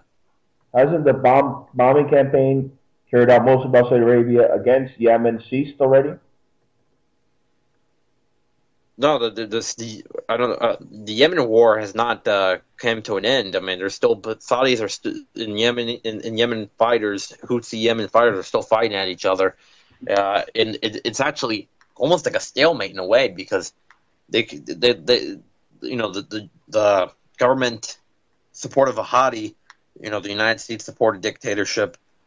They take a little bit of land, and then it seems like the Houthis will take some land. I mean, it's almost like a stalemate of war. I mean, this is actually very far from they've called a ceasefire before, but it does not look like a permanent solution anywhere nearby. I know that's not what you're saying, but it's doesn't seem to be anywhere near peace in Yemen, and I fear that that this is another serious situation possibly. And it's funny because again, the Houthis, as soon as they took power, they are the legitimate holders of power in Yemen. It's funny that the United States media calls them rebels when they are the ones in power. They overthrew Hadi. The people did not want Hadi in power anymore. And the Houthis are an anti-New World Order, an anti-Israel, an anti-United States revolutionary group that not just in Yemen, but Yemen's not where they have power. And people were saying that they're just a proxy of Iran. Iran's directly supporting them. They support them ideologically, but not really they're not Iranian troops. They're not fighting Yemen. Neither are Syrian troops. But Syria and Iran are allies of Houthi Yemen. I guess it's not exactly what's our Asia topic, but it is in Asia, but it's not in Far East Asia like what we're talking about today, or in Southeast Asia. Asia as what we think of Asia. I mean, the Middle East is almost like its own region. It's a very special, volatile, complex region, really, to talk about. I feel like we could talk about for days about the Middle East. Well, Gaza is where Africa meets Asia, and the Middle East has been referred to as Western Asia many times. And of course, the Anatolian Peninsula of Turkey is referred to as Asia Minor. And they say Istanbul as well is where Europe meets Asia. So yeah, the Middle East is technically part of Asia, but we're focusing more this time because we talk about the Middle East a lot on Southeast Asia. So, and also, Far East Asia. We talked a little bit about Korea. We talked quite a bit actually about Korea. We talked about Japan and China, and a little bit about Far East Russia, because that's also that's part of what we're talking about. What's funny about Russia is that I think, again, it is true though that Russia is that they are pretty close to the United States. I mean, they are literally I think a Russian island is 2 miles away only from an American island in the Aleutians. So it's kind of funny how separated the United States government wants to make of the Russian people to the American people when they are so close together in reality. And in fact, actually, Russia had it's almost forgotten about is that Russia did not just have Alaska. They had settlements going all the way down to California. They had a lot of the Pacific was colonized by Russia back in the 1800s. And they had that was a special area governed by Russia. And that wasn't even that long ago. But then in 1867, shortly after the end of the American Civil War, the United States bought the Alaskan Territory for only 2 cents an acre from Russia. But I think it's another thing that's it's weird is that it just all the falsehoods that the media wants to spread, these falsehoods to make the American people turn against the Russian brothers practically, because the American people have a whole lot more in common with really any people of the world, common people of the world, with the Russian people. The ruling elites that want to separate us. And talk about ruling elites, it's one to mention also is that South Korea, again, it's weird, how people they show in the media it's a misconception that South Korea is a super prosperous, futuristic country. They're so prosperous. They, all the technology is being made out there. They have all these jobs and stuff. But the truth is that South Korea has a ruling elite, just like the United States does. And then they have so many in poverty. There's many, many homeless in South Korea, and they have one of the highest suicide rates in the world because people can't find jobs. It's almost like the Japanese scenario. And they've, ironically also, a country that resisted against Japanese oppression and they're, forcing their culture on them and removing their Korean identity. They've submitted to modern Japanese culture, and in South Korea, more traces of Japanese culture shown than their own Korean culture. So it shows that it's imperialism that's definitely happened inside of Korea, and South Korea has became like their United States masters. And South Korea is also, it should be mentioned, is that they have a daughter of a fascist dictator in charge. They oppress radical protesters that are of socialist communist persuasions. People of those persuasions their parties are banned, and people that are pro-North, I mean, they get arrested and stuff like that. If you try to look up stuff on the internet from pro-North sites in South Korea, you can end up in jail. People that protest for pro-North could end up in jail. So they really can't be talking when they talk about stuff that goes in the North. And again, it's like I'm not gonna say that they're perfect, the people in the North, but I really think that back in the day when you're talking about between the South Korean dictatorship and Kim Il Sung, again in North Korea there was not just the Workers' Party of Korea. There were other parties that were represented. North Korea actually gave aid to South Korea after the '84 floods. So I think back then, actually, they were, I think they definitely had the moral high ground and were the, I think they were also the more prosperous country of the two. South Korea was very, very poor back then. They actually have came a long way, but it's still, they have not came very far humanitarian wise, and they're still, suffering from government oppression. They're suffering from huge economic inequality, and they're allowing they talk about political dynasty. Look at the new political dynasty. You have the most brutal dictator, one of the most brutal dictators in Asian history. His daughter becomes the new president of South Korea. That's a political dynasty in itself, really. Well, look at Fujimori, the former president of Peru of Japanese descent. He's in prison now in Peru for corruption and war crimes, and his daughter's going to run. I mean, that's common. Even though their family members have been disgraced, they still enter politics. I don't know how people put up with it. I mean, just because they're their child doesn't mean they're going to be the same, but they get elected by promoting those group of people that are still sympathetic to that disgraced politician because of the cult of personality or whatever. Well, it would be the equivalent of it would be like the equivalent of a relative of Hitler, running to be president of or new chancellor of Germany. Well, Mussolini's granddaughter, I believe her name's Alessandra Mussolini. Yeah, she's the granddaughter of Mussolini. She actually changed her last name to Mussolini because it's her mother who was the daughter of Mussolini. But she uses her mother's maiden name because she's so proud to be related to him. And she's in the parliament in Italy, representing obviously far-right group. Yeah, I've heard her speak before. She's definitely very far-right wing. She used to be an actress, but she said that people in the film industry in Italy told her to change her last name, and she quit acting after that because she was too proud to be a Mussolini. And ironically, Mussolini killed his brother-in-law. I'm sorry, his son-in-law. So that's not the guy's daughter, but that would be his niece. So here we are, the niece of a guy who's killed by Mussolini. Who's proud to be related to him and trying to maintain his political legacy, which is ridiculous. And Mussolini, let's remind his role. This guy not only brought fascism to Italy, he didn't even hide it. Yeah.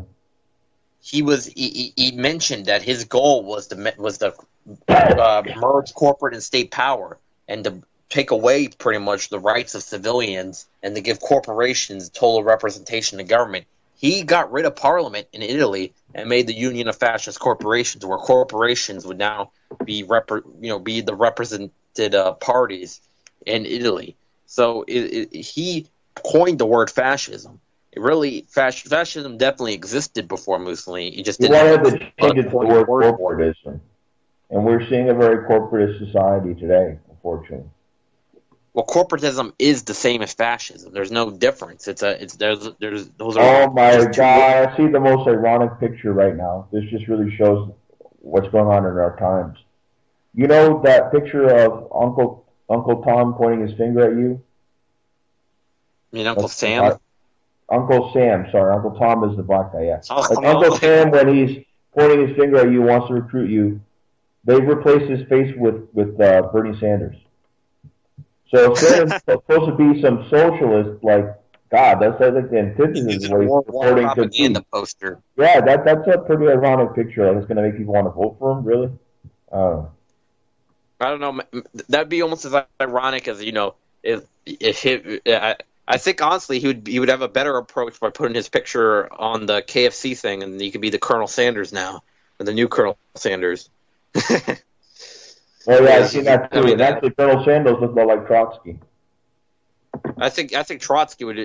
I don't know if Trotsky was a big fan of chicken, though. I mean, it is universal food. Like, Hindus eat chicken that are not vegetarian. Muslims eat chicken. Jews eat chicken, etc. I'm saying fried chicken, though. I meant is that I don't know if he was a big fan of that, even though it's been around for. I mean, it was definitely around back then. I don't know if it was if it was a food that they ate there at that time. Really, that's actually the origination of that was actually back on the plantation days, actually, where they started frying chicken and preparing it that way. But that's a whole different story. Let's go. We forgot. I think we forgot a few points. Still, we have to go back to. I didn't expect that we would actually, go through our entire all the things we were going to say, all the points. Usually, we have a lot of points that we didn't make, and we're like, oh man, I wanted to make this point and this point. But probably today we're going to get all our points out if nobody calls in before the show ends. We've already even have 2 callers, it seems like, or something like that. But maybe people just don't. Maybe Asia is not as provoking, I guess. Which next show is going to be very provoking. And don't say it out. Me and you have already said what the show will be next time. But I'll message you in Skype, and then I'll say it at the end because this is a surprise, and I can't wait to hear some people's reactions about it. What next week's show is going to be about. But Asia, let's go back to the TPP there for a second. Corporations want to take advantage of, Vietnam's cheap labor even more than they already have. Unfortunately, they've exploited a lot of cheap labor from there, but they want to now continue to exploit it, and they will be with the TPP, the Trans-Pacific Partnership. It'd be assured that they'd be able to exploit Vietnamese labor for the same price that they've always had, because it also, I think, makes unionizing practically legal in that agreement. There's so much stuff that we don't know. The stuff that we do know so far of the TPP is terrible. Imagine what they're not telling us and what's not been released. I mean, countries are not even allowed to look at it before signing it. Parts of it. It's a very absurd deal, and it's the fact that the TPP exists is a testament to the corporatocracy that they are trying to install on the entire world, and they're definitely by putting a North America, Asia, Pacific Rim type thing. It would be the entire Pacific. It would be a big step towards their New World Order. And again, I know there's some leftists out there that they're ringing off in their head, New World Order, that's a conspiracy. But obviously, just think of it this way: is that the elites are greedier and greedier and greedier. They have many different bodies that they're able to try to control the world with, and and they want to make all the countries as much of a safe haven for these billionaires as the United States is. So that's pretty much the plan, is just to turn the entire world into a United States times 2. Even more authoritarian, pro corporation. It'd be a lot more authoritarian than the United States is currently, and and then they would it'd be a worldwide corporate fascist regime. See, the TPP is a big step towards that because it includes countries. I mean, Chile signed the TPP. I know those countries that signed it so far. Chile, the United States signed it. New Zealand signed it. Brunei, which is a very small, again, like I was talking about, Singapore is like a little enclave for the U.S. empire and the elites. That's what Brunei sort of is. It's a enclave of super rich right there in Southeast Asia. It's by Indonesia. It's a very small shipping empire, practically. And there's one more country that signed it, and I believe that was. It's not even that last country is not even coming to me, but there's one more country that signed it. There's like 9 more that are possibly going to sign it soon. I think Peru's one that might sign it. Canada is definitely talking about signing it. Vietnam is backing away from Sorry, you're talking about signing what? I had somebody message me. You're talking about TPP? Yeah, I was talking about all the countries that are involved. And I said that, what the TPP really is that, think about it. This would be one of the biggest controlling of trades. The corporations would have all trade on the Pacific Rim locked down. Once they lock down the Pacific Rim, they're a lot closer to the New World Order. It's at least a big step towards that. If this is passed, this is this needs to be stopped. There's a lot of protests against the TPP, and I wish I saw some in the Bay Area. I mean, we're not. Unfortunately, I can't. I think there's ones in California and stuff, but we can't make it because we don't have the money to travel to these places. I mean, I imagine if we actually did have the money, to be traveling to protest, and we didn't have to worry about jobs or anything. Just have money to go protest. We'd be everywhere. We'd be at Ferguson one day. We'd be over at the TP protest out in California. I mean, if I was rich, I wouldn't be using it just to chill. I'd be being active. I'd be use it for activism. But it's besides the point. And I want to put the number out there. It's 10:30. We have 30 minutes left to show. 717 718 8296. 717 or 718 8296. Call in. We can talk about anything as long as it's on topic of Asia. Let's also talk about in Asia. There's this is not part of Asia. It's actually Oceania, Australia. But it's in the same area. Let's talk about them. That has now became recently. If you haven't noticed, how they became a super big. Pretty much just they're a big pawn of the imperialist game against Russia. Tony Abbott has taken a very strong stance against Putin, and also Australia became a breeding ground for Islamophobia. Also, which there's a lot of Islamic people in Southeast Asia, not that far away. And Malaysia is predominantly Muslim, as well as Indonesia. Yes. Indonesia actually has the most Muslims in the entire world. Right. People don't know that. They have more Muslims than any country in the entire world. Because they do have one of the biggest populations in the entire world. They have a population almost like the United States does. It's a giant country. Yeah, it's not as big as India or China, but it's certainly significant. Well, it's a lot bigger than people think. I mean, you think that you don't hear about Indonesia much, but it's a pretty large country. And Indonesia, they have the largest Muslim population, and I guess that's part of the reason why this Islamophobia is being stirred up in Australia, not that far away. In Australia, I mean, there's these right-wing groups in Australia that want Islam banned from the country of Australia, and there's been it's almost like an accepted thought in Australia. It's accepted to think that Muslims are the disease of Australia, and they don't look at their own corrupt government. They don't look at Australia. As much as people talk about how the other good things about Australia. Australia's has had a history of imperialism. It's had a history of racism. I mean, they had the White Australia policy very late into their existence. They've always oppressed the Aborigine people there, and now they want to oppress the Muslims that are there. I mean, let's call out a Facebook page. I want to call it a specific Facebook page. I used to see a lot of posts from. I think they might be done. But the Australian Tea Party, that's an actual page, Al. They made the Tea Party is based off an event, of course, the Tea Party in 1773. But I bet a lot of Tea Partiers don't even know that. And Australians now some of them want to mimic that same thing. It's pretty funny. Well, it's like when people said, "Look what the Egyptians are doing.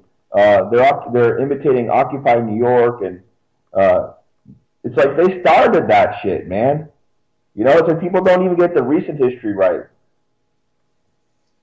Yeah. I mean, the Egyptians, well, actually, like you said, the Ignados in Spain were part of the reason, as well, yeah. And Greece, they started Egypt, Tunisia, Greece, Spain, and then finally New York. And there was literally Spaniards and Egyptians, etc., that went to New York to help train them. They directly inspired and trained them, and then they don't get the kudos that they deserve. Because you have a lot of nationalism and ignorance, and they don't even know the origins of Occupy. Of course, you have the conspiracy theorists say it can all be explained because of this paycheck that Soros wrote out, but that's just complete insanity. Well, you were at the financial board, Al, and then again, and it's like I trust you. I was on several boards and several meetings where I saw where the money was coming from in Occupy, and I can tell you for a fact we never received a dime from Soros. As a matter of fact, Occupy is non-existent at this point because there's no money left. Well, like I said, and it's like if you don't trust Al, I mean, it's like I know him personally. I've had him as a radio host for. Somebody said I was a shill in a debate the other day. I mean, there's people over the minorist agreements. You can see so many things about conspiracy, but if you're not off on one detail, they'll attack you for it. And like I said, I'm always for constructive debates based on respect. But people attack you and accuse you of shill off the slightest thing, and they don't know who they're talking about. You know, I'm not going to name names, but somebody, you know, they called me that, and I find that's unfair. They're free to call here and tell me why they think that, but. You know what's funny is that they call me a shill because I have been sympathetic to socialism, and they think that this guy. Well, just you are socialist at this point, and there's no shame in that. Now you got to be worried about people that are hiding the fact that they're socialists. You know, if you're gonna hide what your ideology is, I mean, yeah, if you're in Nazi Germany, you have to go undercover, but if not. You should be able to say what you are and believe what you believe, you know? Well, of course, by being openly socialist or being openly any, thing anti-fascist against our government, of course they're going to put us on there are repercussions. I mean, they make things a lot harder when applying for government process or whatever, background checks when we have to get them by the government. Or, of course, they spy on us a lot more than regular people. That are just regular civilians, but you're going to get spied on anyway unless you are a complete sheep or you are one of them. So if you're not being spied on in any effect by the government, feel ashamed. If you're not on a government watch list by this time, feel ashamed because it doesn't take much. And if you're not doing anything, you're just sitting there watching the Kardashians, you're part of the problem. It's like I don't like to blame regular people for what the government does, but if we all rose up and we did what they did in Cairo and had millions on the street, the government would be shaking their boots. They would have to do something about it. And what they would do would either be their downfall or the lead to their downfall. It's it could be the spark would definitely happen. And just the numbers. We do have the numbers to surround DC like they did like they've done in many other countries. And what's the problem is that American people get blamed often because we look like pansies. We look like we're not willing to stand up to our own government when they've done the same to their own, United States-supported governments. They did the same many other countries and rose up. I think they had giant protests in Indonesia. We're talking about Asia. They had, the South Vietnamese people rose up against the corrupt government in Saigon, now Ho Chi Minh City. Thailand, they're rising up. They rose up in many countries. When it comes to fascists, different fascists, these are the Japanese occupiers in Korea. They rose up. So we need, as American people, we need to rise up. And it is our duty as American citizens. I mean, it says in the Constitution. So that's why we had the Second Amendment. We didn't get guns to be duck hunting. We got guns to protect protesters, to protect ourselves from the government. So they kind of made it kind of clear that it is our duty to make sure tyranny doesn't come to our land. And we let tyranny come to our land, so now we have to remove it. Now, I wonder how many NSA alerts did I just set off there. I probably set off. there's probably some people freaking out. They're probably like, oh, should we get this guy down in Gulfport? It's like, well, we'll wait till he's 18. That's the funny thing. I'm sorry. What about wait till 18? Oh, I was saying that because I just, my long speech I just said about how we need to rise up against their government and how we can do it. It's like, and I just talked about it, all the reasons we have to. They probably set off some NSA alert or something. It's probably right up there. They're probably like, oh, should we nab this guy? That's probably like, let's wait till he's 18. It's like that's one good thing I'm glad in my mind about is that it probably won't be as hard as me in the justice system or injustice system, I like to call it now. And actually, I just made that one on the top of my head. Really, I mean, I didn't. I was like, well. It's not just. I was just thinking real quickly. It's like it's not. Justice system seems like a really bad characterization. A legal system sounds better, but justice system because there's so much injustice that goes on.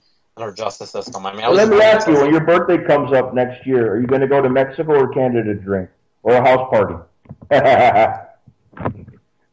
You can do it legally in Mexico and Canada. We know that.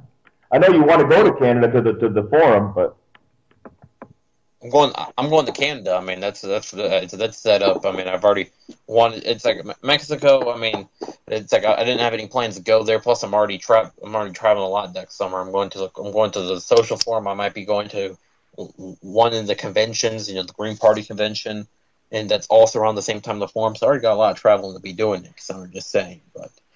And anybody wants to call in at last minute, really, because we're down. It's down the last 20 minutes. 717-8296, 717-8296. I swear I'll get down that number one day. I haven't quite gotten it down. Like I thought I had it down, but it may take a little bit more. It takes some time to memorize it. We only do a show once a week, and we've only done a few episodes on this program, so. Well, yeah, this is only our 11th episode so far, which at Stay Bold we did over 60 episodes. I counted it up. I mean, we did also some side stuff too at Stay Bold. We didn't just do our Sunday show. Considering your age, you have a lot of radio experience under your belt, and that's going to be in your favor later on. I've done online radio since 2010. I mean, online radio hasn't been around that long, anyways. But yeah, it's always good to do online radio because there's no censorship. Not typically, right? And it's really a great way with an alternative media.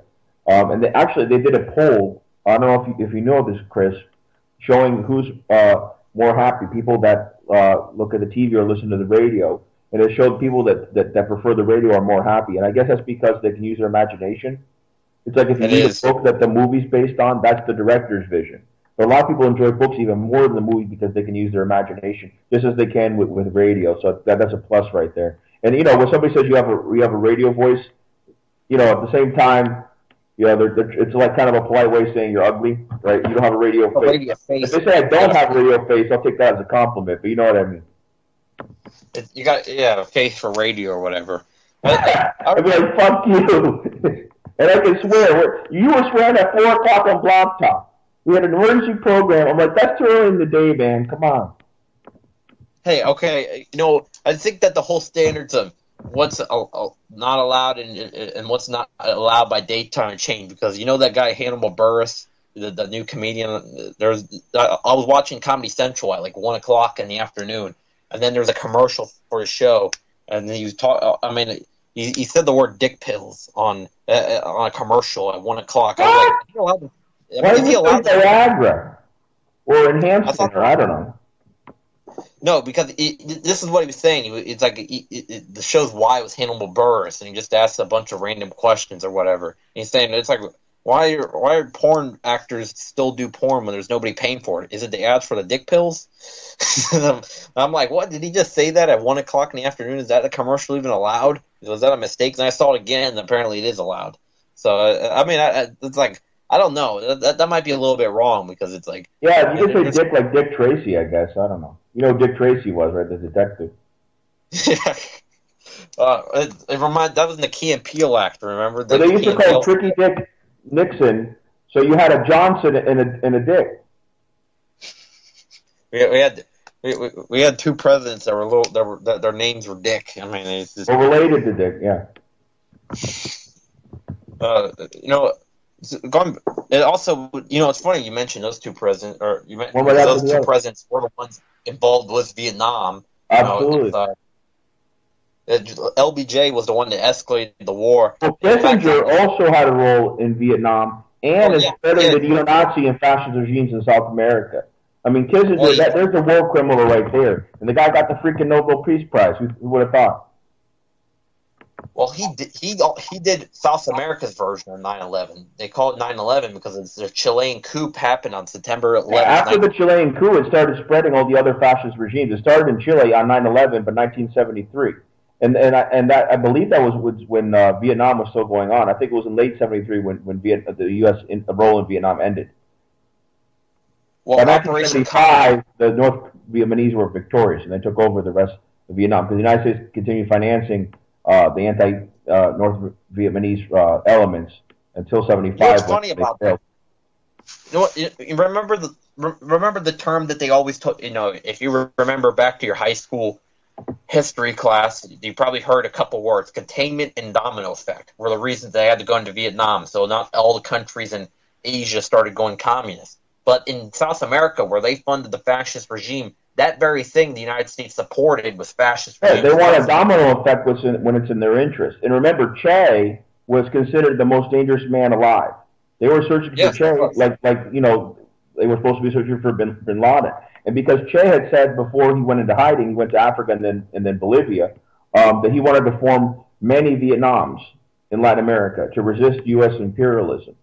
And that's why they immediately sent people to train the Rangers to capture Che when he was in Bolivia. And he entered Bolivia incognito in secret, but then when it was revealed that Che was there, you could say the Bolivian government overreacted because they were hysterical, thinking that Che was going to take over their country, and then they brought the U.S. in to deal with that, to contain it, as you could say. But that backfired. Instead, it turned Che into a martyr.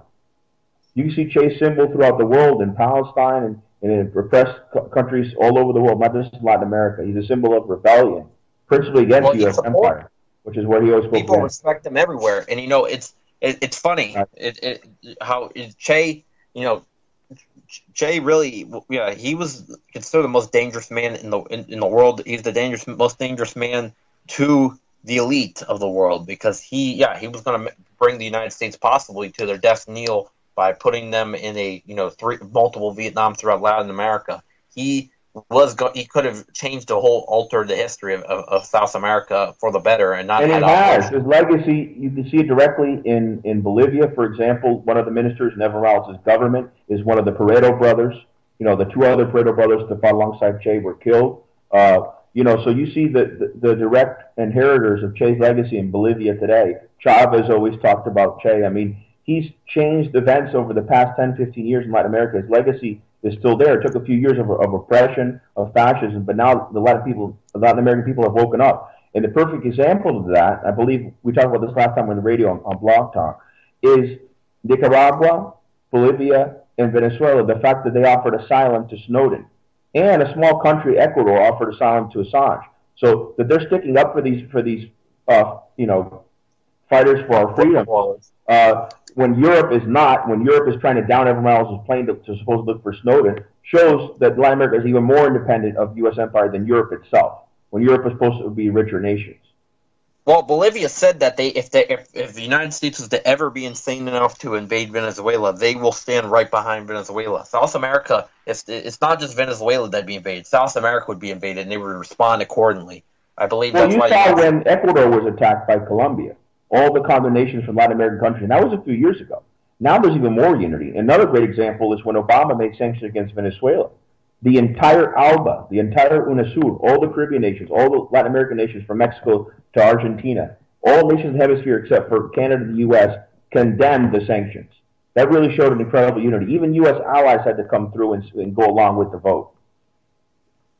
Even Colombia did, and they're a pawn of imperialism. These so-called human rights abuses, I mean, they're happening all the time in Colombia. I'm not a fan of the FARC, but the way they're dealing with the FARC when they capture them, those are human rights abuses. You don't see abuses like that in Venezuela. The United States is concerned about the abuses over there. They should be concerned about the opposition, the fascists that are vandalizing and burning buildings in Venezuela, what they're doing. But of course, they're not concerned about it because they're behind it. They're financing these traitors in Venezuela. And finally, Maduro is getting it under control. He's trying to maintain Chavez's legacy.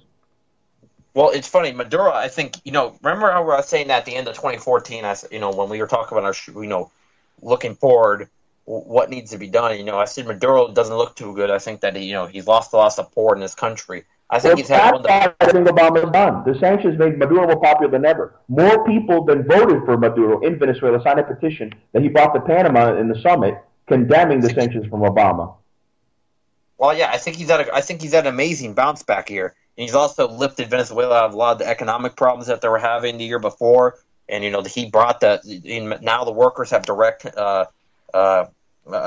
authority over economic policy, and they get to put their input in. And most of the what's the term? Salaries are invested. The taxes from the salaries in Venezuela, like 62%, are invested in social development. So it's quickly coming out of a third world country to a second world, possibly eventually a developing country as well, and uniting with the Latin American countries that are emerging, like Brazil, who joined up with BRICS. And look, they raised the pay to the workers, extremely. They want to start their own currency and have it backed by natural resources, because the euro is dependent on Russian oil and U.S. political backing. But if Latin America used their natural resources to make their own currency, they could be unstoppable.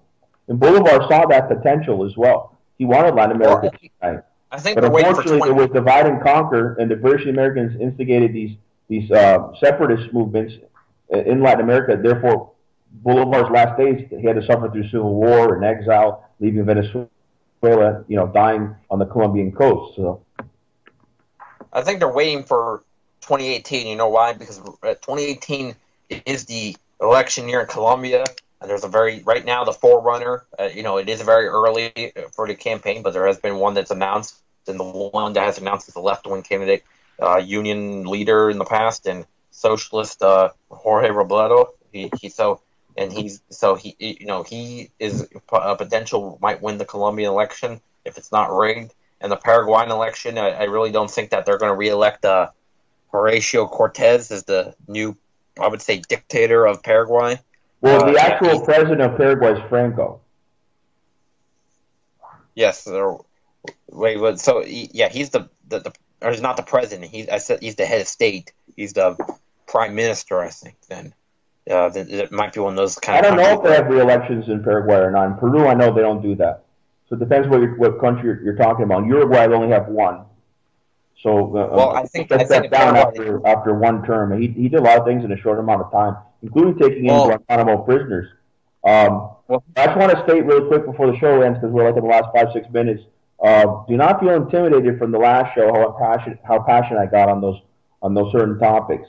I'm always open to debate. People shouldn't feel intimidated. If that's the reason why they're not calling it this time, that's wrong. We're always open to callers, with different views as well.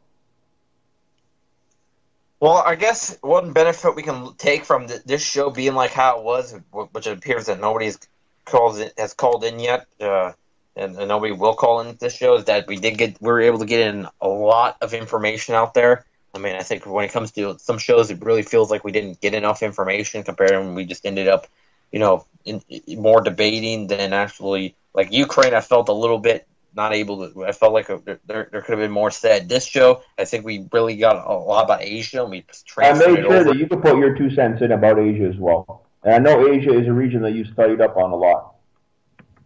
Well, yeah, I studied up on their women.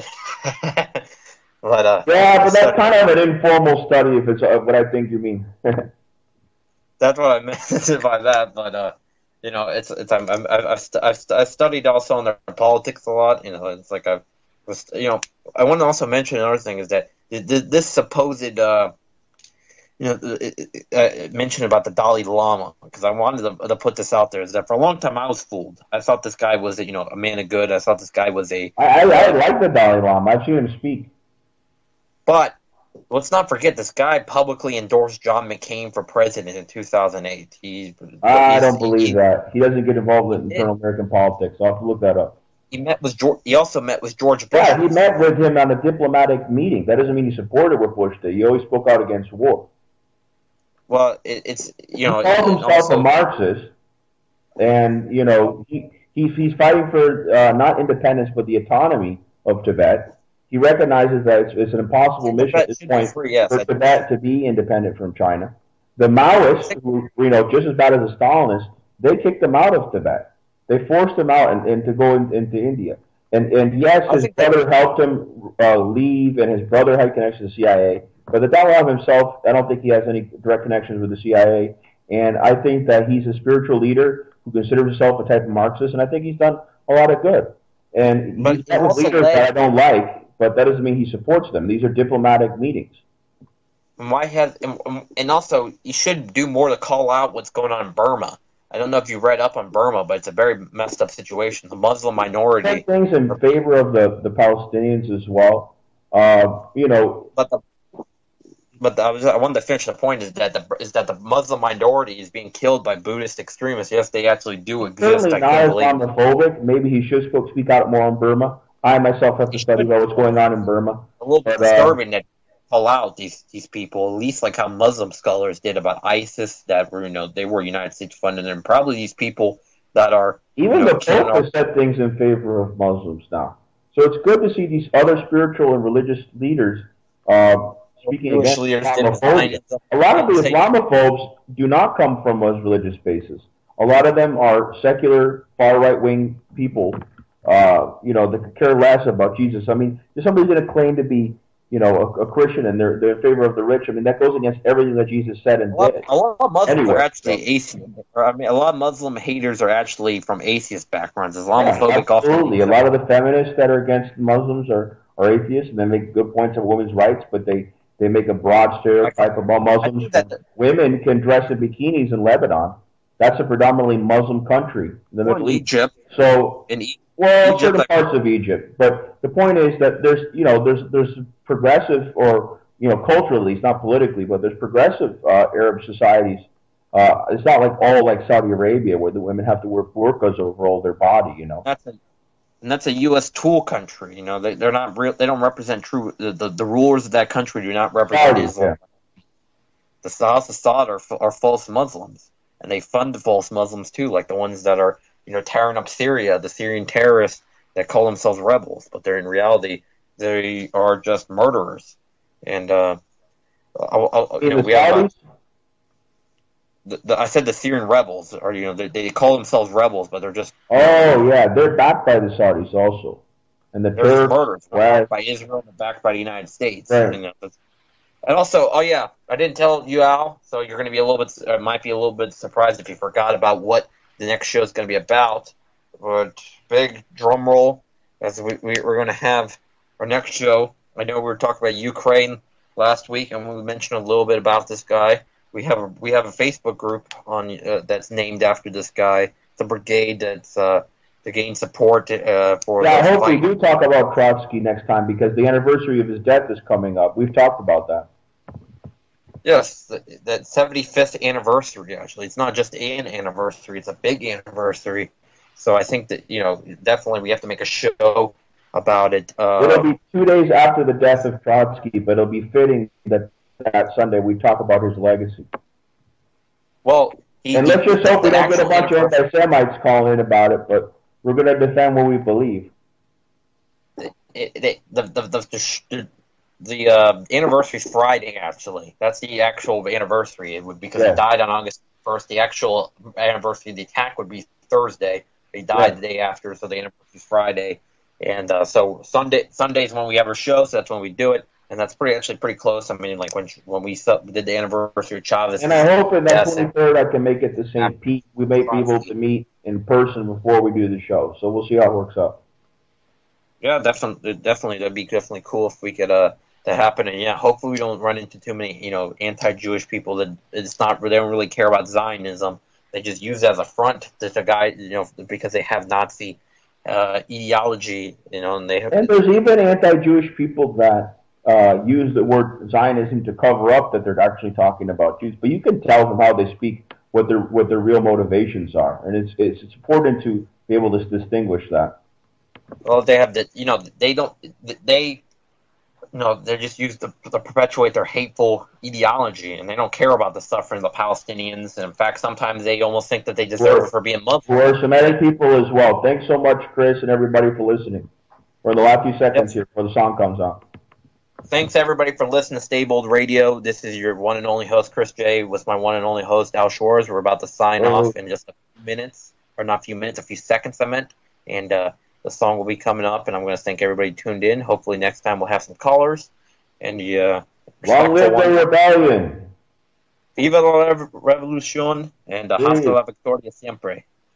Venceremos. Bye, comrades.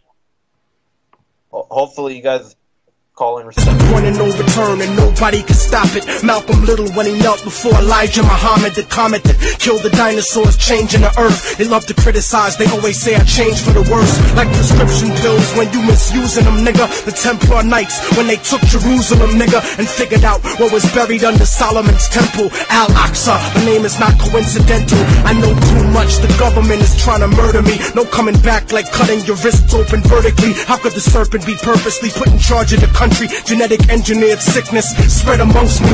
My people are so hungry that they attack without reason, like a fucking dog ripping off the hand that feeds them. Immortal technique is treason to the Patriot Act. So come and get me, motherfucker, cause I'm not coming back. This is the point from which I can never return, and if